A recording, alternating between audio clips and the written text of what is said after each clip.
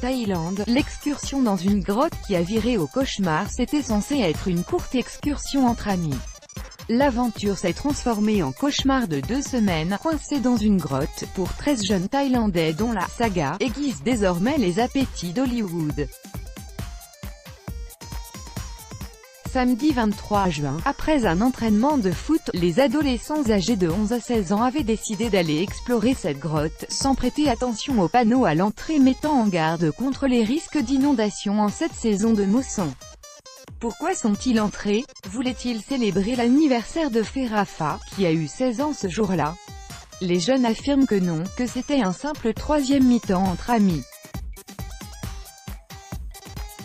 Mais la pluie s'est soudain mise à tomber, très fort, et le niveau de l'eau est rapidement monté, obligeant le groupe à reculer dans la grotte. Nous n'avions rien avec nous, pas de nourriture, a expliqué mercredi soir Ekapol Chantawong, l'entraîneur de 25 ans, seul adulte du groupe, lors de la conférence de presse où le groupe a enfin livré sa version de l'histoire. Nous buvions l'eau qui s'écoulait le long des roches, a ajouté Pornchek Mluang, surnommé Ti, pour s'échapper. Nous avons essayé de creuser, pensant qu'on ne pouvait pas se contenter d'attendre les autorités, mais en vain, a ajouté Ekapol.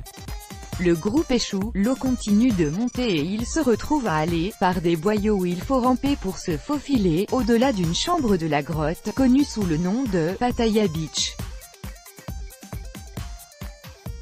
Adul Samon, c'est l'un des jeunes footballeurs rescapés avec leur entraîneur d'une grotte en Thaïlande, s'exprime lors d'une conférence de presse à Chiang Rai le 18 juillet 2018. Copyright AFP, Lilian SUWANRUMPHA. Et c'est au bout de ce périple, sur un promontoire rocheux cerné par les eaux, qu'ils ont finalement décidé d'attendre que les secours, hypothétiquement, les retrouvent.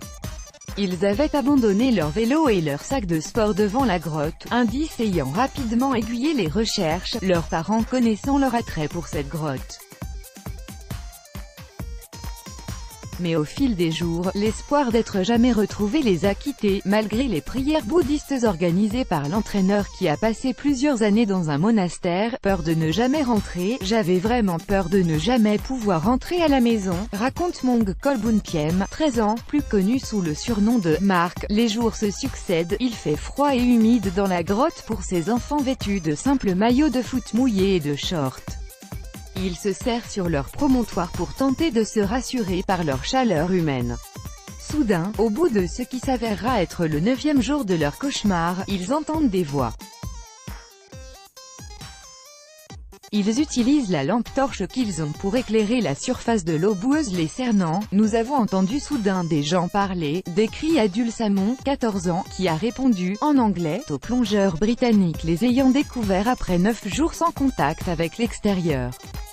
Mon cerveau ne fonctionnait pas très bien, après tant de jours sans nourriture, et ça m'a pris du temps avant de répondre. Mais quand le plongeur britannique est sorti de l'eau et m'a demandé « Comment ça va ?», j'ai dit « Ça va », se souvient Adul. Le moment où il a fallu laisser partir les plongeurs britanniques, venus en explorateurs, a été dur. Mais dès lors, les jeunes rescapés ont su qu'ils n'étaient plus seuls, même s'ils n'ont pas pris tout de suite conscience de l'ampleur médiatique internationale prise par leur histoire et de la mobilisation de plus de 1000 secouristes. Une fois d'autres plongeurs revenus attendre avec eux, au terme d'un parcours de plongée très difficile de 6 heures, ils pensaient encore pouvoir rentrer en vélo chez eux, comme l'a confié le jeune entraîneur. Tout droit de reproduction et de représentation réservé, copyright 2018, Agence France Presse.